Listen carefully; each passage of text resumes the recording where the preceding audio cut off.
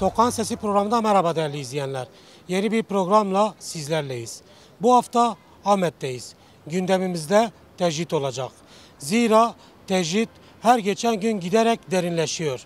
Biz de hem tecridi hem de tecridin topluma yansımalarını Ahmetlilere soracağız. Mikrofon uzattığımız Ahmetliler bakalım nasıl cevaplar verecek. Programımız başlıyor.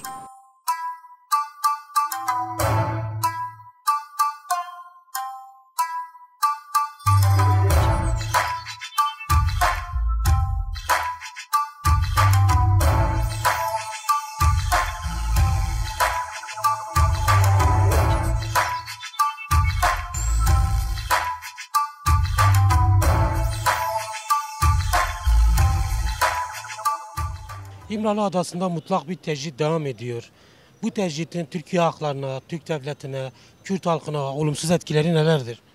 Valla onu öyle demeyelim de yani Orta Doğu'da yani tercih devam ettiği müddetçe Orta Doğu'ya huzur gelmedi. Yani bırakın Türkiye, Orta Doğu'ya huzur gelmedi. Yani ondan dolayı tercih devam ettiği müddetçe yani ekonomi, siyasi her şeyi biz genelde oraya bağlıyoruz. Yani tercih devam ettiği müddetçe Orta Doğu yani bırakın çünkü Öcalan Orta Doğu'nun her tarafından yani diyebilirim hani ticarette biz diyoruz her yerde kazık yedikçe insan tecrübe sahibi oluyor da Orta Doğu'da bütün ülkelerde neyin ne olduğunu nasıl olduğunu bilen bir insandır. Orta Doğu coğrafyasında yaşamış bir insandır. Yani tercih devam ettiği müddetçe Türkiye'de hem ekonomi hem siyasi iyi gitmiyor. Tercihin bir an önce kalkması lazım. Bir an önce. Ama bu halktaki sesliği, bu siyasetçilerdeki sesliği ben anlayamıyorum. Yani tercih kalkmadığı müddetçe şunu diyebilirim.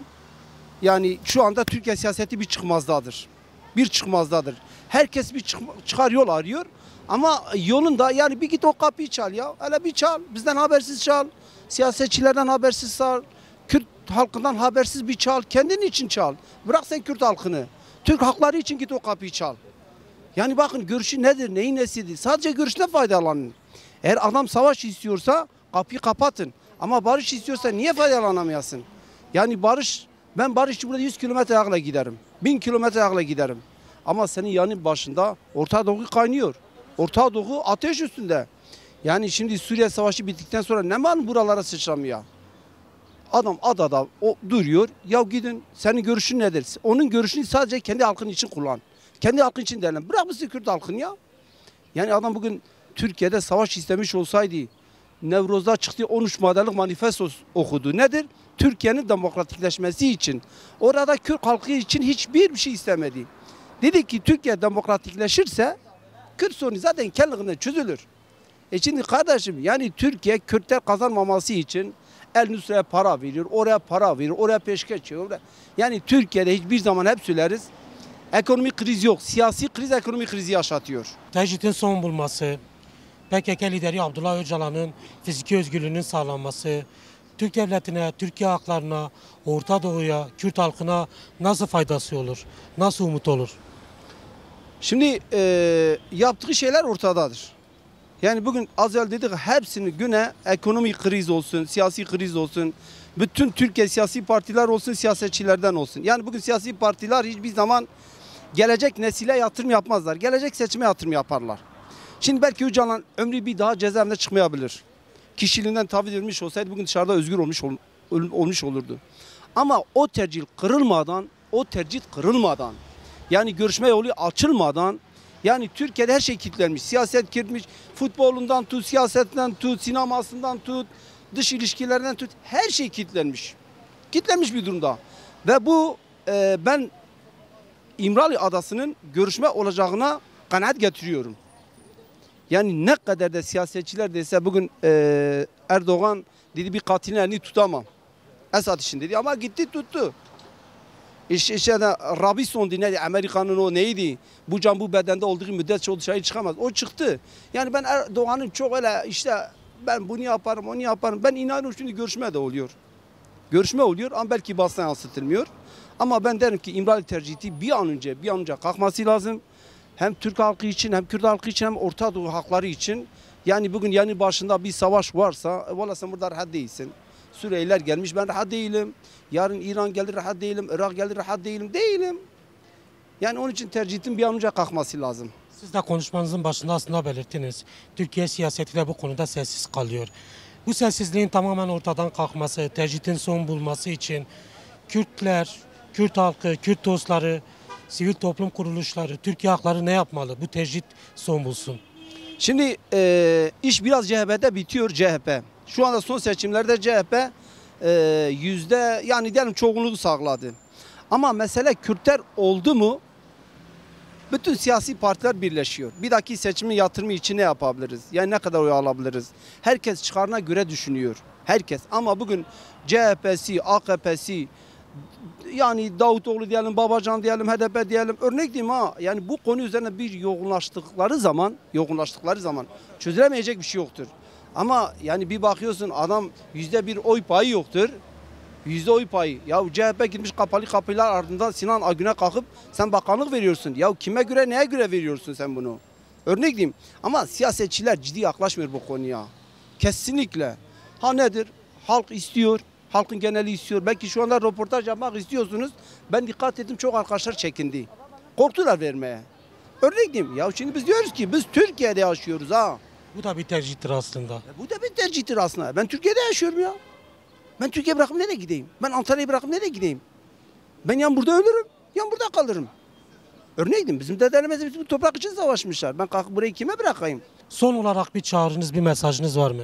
Şu anda bütün Türk halklarına bir çağrım vardır. Ben bir Kürt olarak.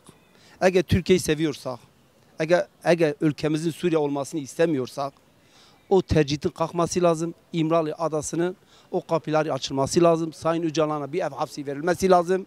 Ev hapsi ve hiçbir şey değil. Sadece onun fikir ve düşüncelerine faydalanırsak mesele yoktur.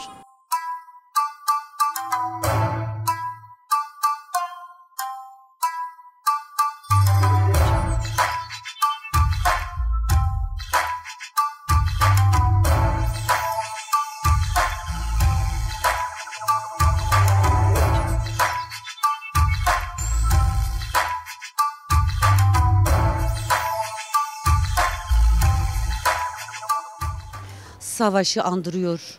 Gittikçe savaşlar çoğalıyor. Gençlerimiz ölüyor.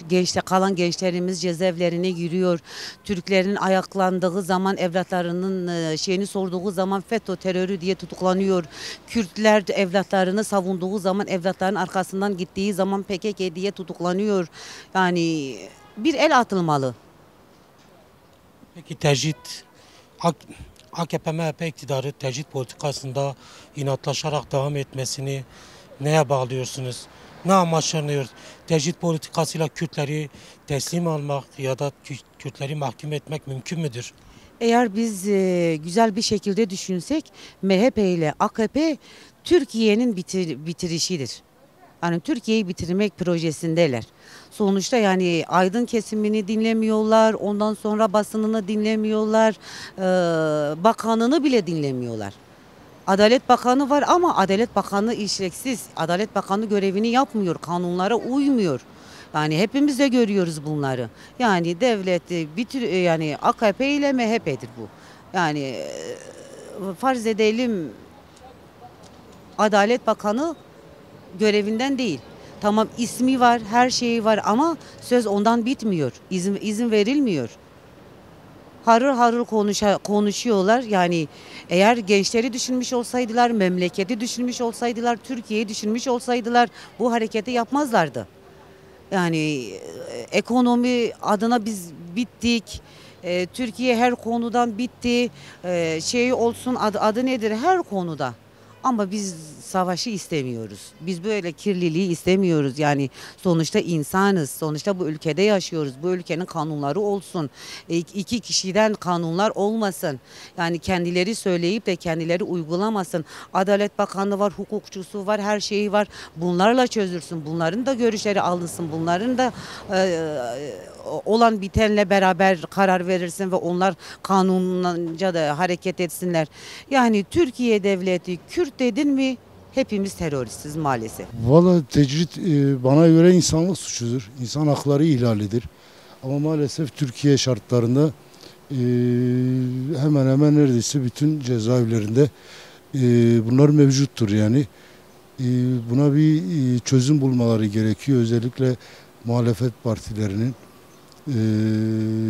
bastırmaları gerekiyor. Yani iktidara bu konuda bir şeyler yapması için baskı yapmaları gerekiyor.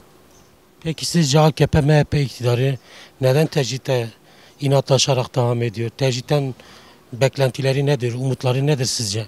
Valla bence insanları sindirmektir, dışarıdaki insanları sindirmek, gözdağı vermek.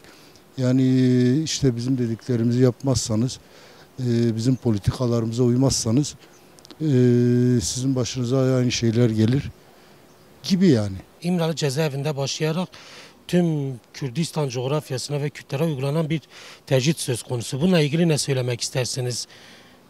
Valla bu zaten iktidarın özellikle yıllardan beri uyguladığı bir politikadır yani şimdi. Ama bunun için bugüne kadar bir şey yapılmadı. Demin dışında bu konuda çağrı yapan, destek isteyen hiçbir siyasi yapı ortaya çıkmadı. Bu saatten sonra da çıkacağını zannetmiyorum. Eğer DEM Parti de tek başına bu konulara yetecek gibi durmuyor. Ama bu uygulamaların kalkması lazım. Halkın muhalefete destek verip bu konuda gerekli adımların atılması lazımdır diye düşünüyorum. Tecrit ortadan tamamen kalkarsa Türkiye hakları için ne değişecek? Türkiye haklarını ne bekliyor? Ya bir defa tecrit ortadan kalktığı zaman Türkiye için olumlu şeyler olacaktır. Özellikle bu Avrupa Birliği davasında önemli bir adım olacaktır. Kürt halkı için daha iyi bir gelecek olacaktır. Yani bunlar bir adımdır. Somut bir adımdır yani bunların da atılması lazım. Ama ben şahsen iktidardan böyle bir şey ummuyorum, beklemiyorum da. Sizce tecritin tamamen ortadan kalkılması için ne yapılması gerekir? Sivil toplum kuruluşlarına, siyasi partilere düşen, halka düşen görevler nelerdir? Yani dediğim gibi işte ilk önce siyasi partiler özellikle muhalefet, sivil toplum kuruluşları tabii ki sizin söylediğiniz gibi halkın da bu konuda irade göstermesi gerekiyor. Bütün hepsinin birlikte tek bir ses olmaları gerekiyor. Sağlam, net adımlar atmaları gerekiyor ki bu konuda bir ilerleme kaydedilsin diye düşünüyorum.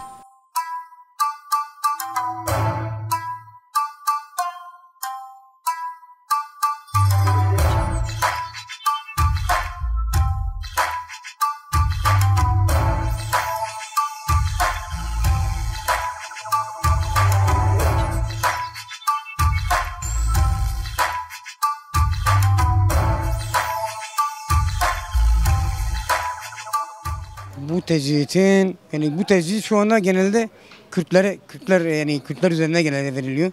Yani bu tecritin amacı yani PKK liderinden haber alınmaması Kürtleri gerçekten endişelendiriyor.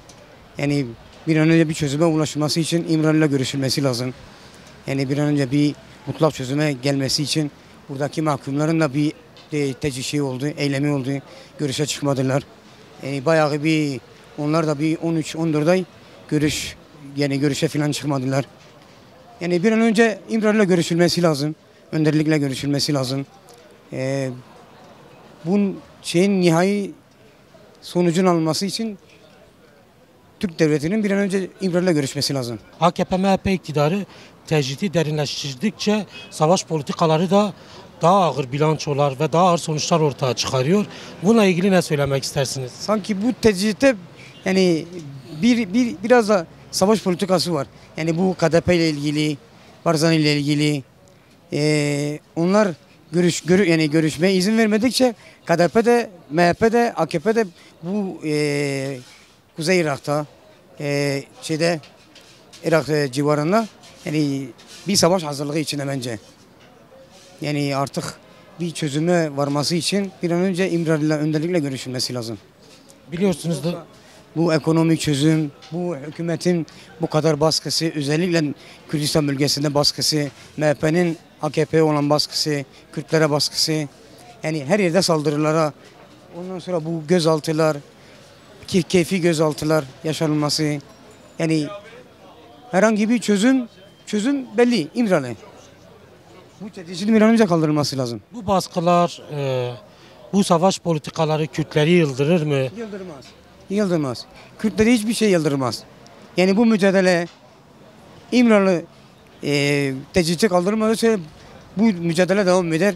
Yani hiçbir zaman kimse demesin bu baskı, bu savaş, bu gözaltılar Kürtleri yıldıramazlar. Yani hiçbir şekilde yıldıramazlar.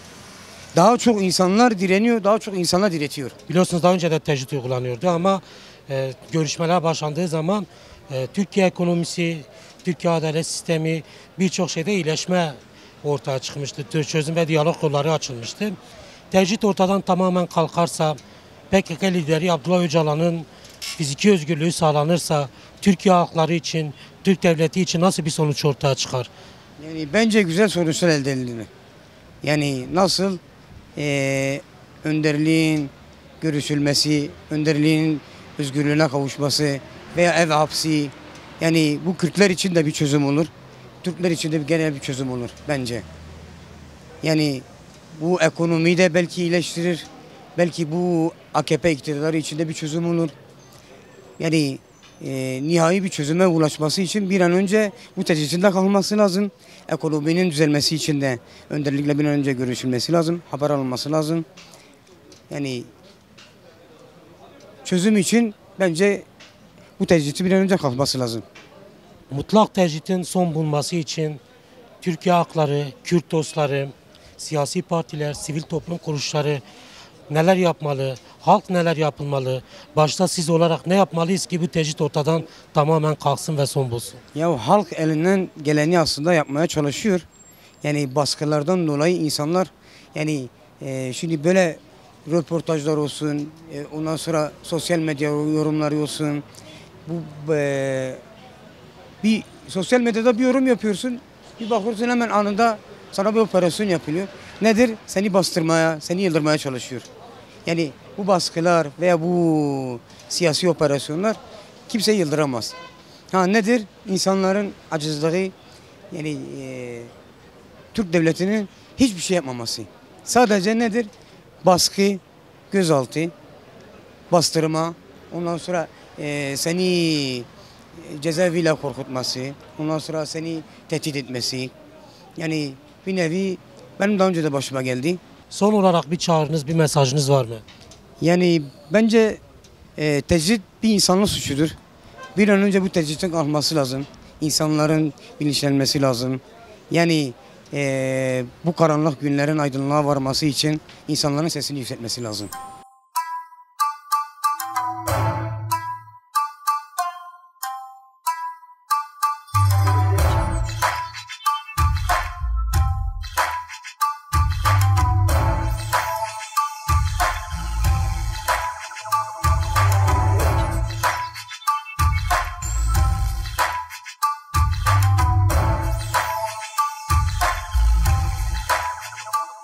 Orta Doğu'ya etkilenecek bir şeydir.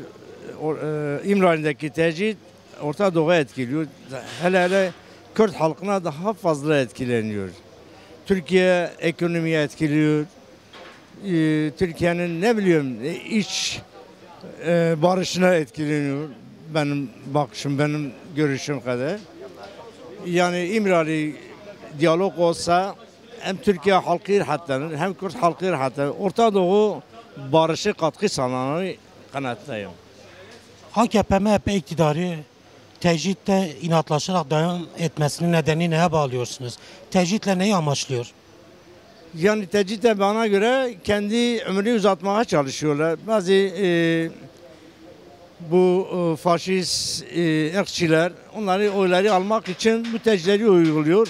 Onlar da bilirler ki bir şey çıkmaz. Yani bir faydası onlara gelmez.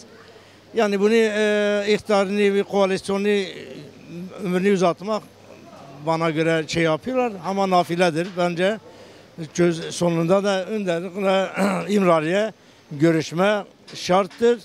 Kendi onların kurtuluşu da orada. Hem Kürt halkının hem Türk halkının da kurtuluşu İmralı'dadır.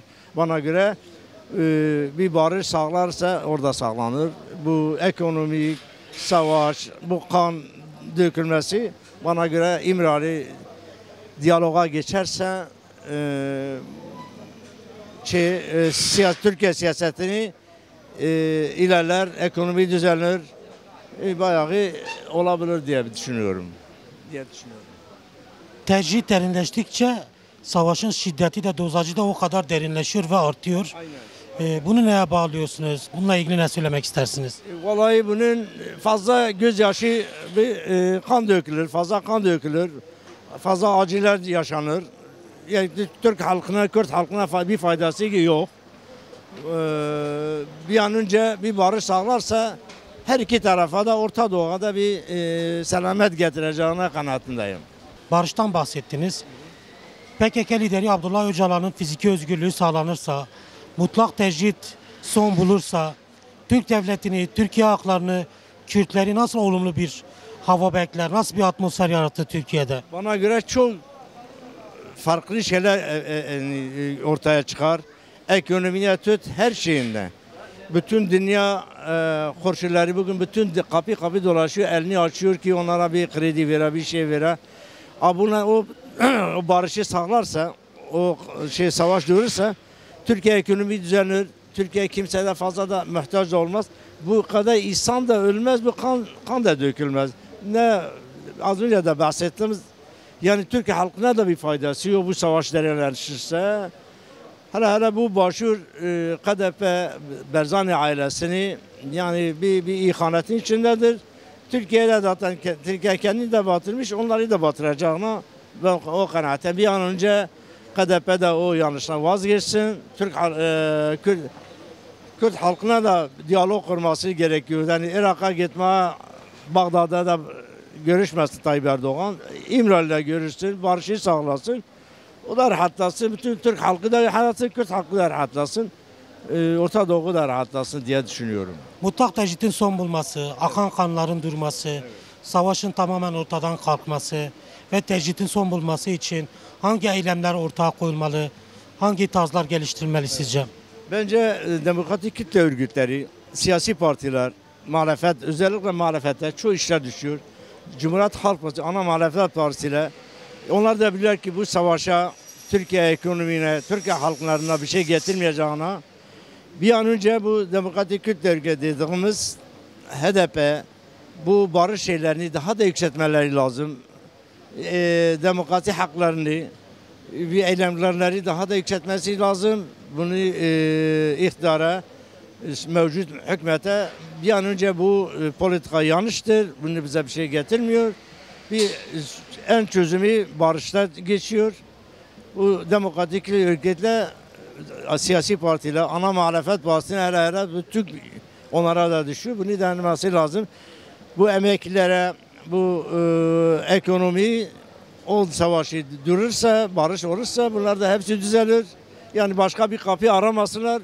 Kapı tek İmralı'da da barışta geçiyor.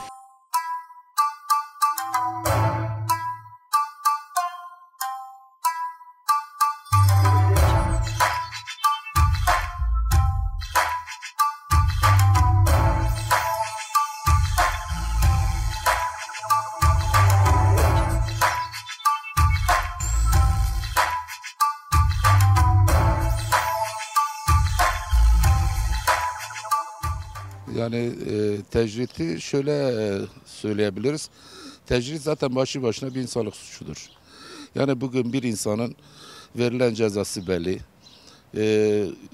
Yaklaşık 25 yıldır İmralı Adası'nda tek başına yatan ve onunla beraber orada olan diğer 3-4 arkadaşla beraber yaklaşık 2-3 yıla kadardır ne ailesiyle ne avukatlarıyla herhangi bir görüşme yapılmadığını ve bu hukuk dışı bir uygulamadır. Bu uygulamanın da mutlaka bir an önce kaldırılması ve oradaki bulunan başta Sayın Öcalan olmak üzere diğer tutukluların da aileleri ve avukatlara görüşmeleri önüne açılmalıdır. AKP-MHP iktidarı inatlaşarak tecrit politikasını sürdürmesini neye bağlıyorsunuz? Neyi amaçlıyor? Zaten şöyle bir durum var. Yani bugün bir AKP-MHP ortaklığının zaten başlı başına bir Türkiye'yi tecrit altına aldığını ortadadır.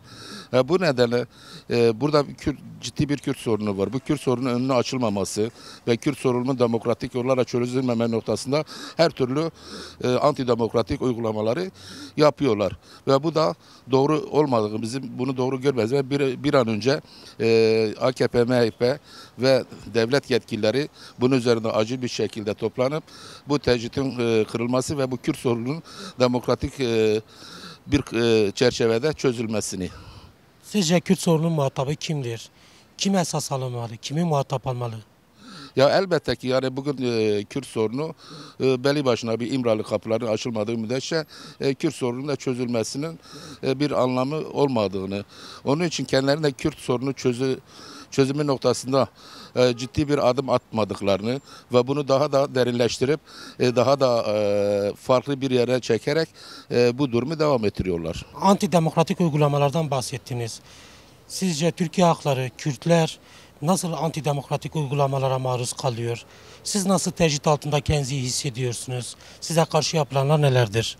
Yani şöyle bir durum var, yani şu anda mesela Ahmet gibi bir yerde bir basın açıklaması yapılmak isteniyor ve demokratik bir hak olduğunu düşünüyoruz. Bu demokratik hakkımızı bile kullanma noktasındaki kolluk kuvvetleri ve valiliğin almış olduğu kararla bu haklarımızı bile engelliyorlar. Demokratik hakkımızı uygulamamıza ve yerine getirmemize imkan vermiyorlar. Bu da kendi başına belli bir tecrittir yani.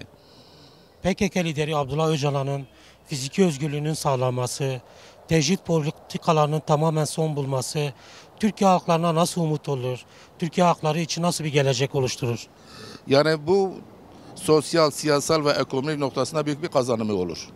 Yani gerçekten bugün eğer Türkiye'de bir tercih olayı olmasaydı şu anda Türkiye ekonomisiyle, insan haklarıyla, her yönüyle farklı bir yerde olduğunu düşünüyorum ve olacağını da düşünüyorum. Tecrit politikalarının tamamen son bulması için Kürtler, Kürt dostları, Türkiye halkları, sivil toplum kuruluşları, siyasi partiler ne yapmalı? Bir birey ve yurttaş olarak siz ne yapmalısınız? Halk ne yapmalı? Yani bugün bu mecliste bulunan bütün grupların hiçbir şey gözükmeksizin herkesin öncelikle bu tercihin kaldırılması ve Kürt sorunun demokratik bir yola çözülmesi noktasındaki çabaya göstermelidir. Ve bugün Türkiye'de ben şuna inanıyorum. Tercihi istemeyen ve hiçbir zaman tercihi benimsemeyen büyük bir çoğunlukla bir kitle vardır. Bu kitlelerin bir araya gelip bu tercih noktasında ciddi bir yol haritası çizip bu yönle bir çalışma yürütülmeli diye düşünüyorum.